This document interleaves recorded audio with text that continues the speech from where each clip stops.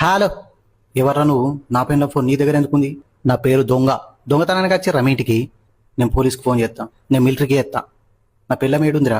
ఇప్పుడే గుడ్డి మూడు ఎడ్డి పిల్లల సీరియల్ చూసి పన్నదిరా. అదేం మనిషిరా? నేను వచ్చి నుంచి 5 సార్లు దుమ్మినా అయినా లేవ్వలే. దానికి ఎన్నోసార్లు చెప్పింది సార్, పట్టవైటలు పెరుగుతుంది తినకే అని. అయినా సార్, మా కుక్క లోపలికి ఎట్లా రానిచ్చింది మిమ్మల్ని? అదేమైనా పులారా కుక్క? పావుకిలో చికెన్ పడైతే పండ్లు ఎగిరించుకుంటా వచ్చి గేట్ కాడ కూర్చొని తింటుంది. నా పిల్లని మాత్రం ఏం చేయకండి సార్ ప్లీజ్.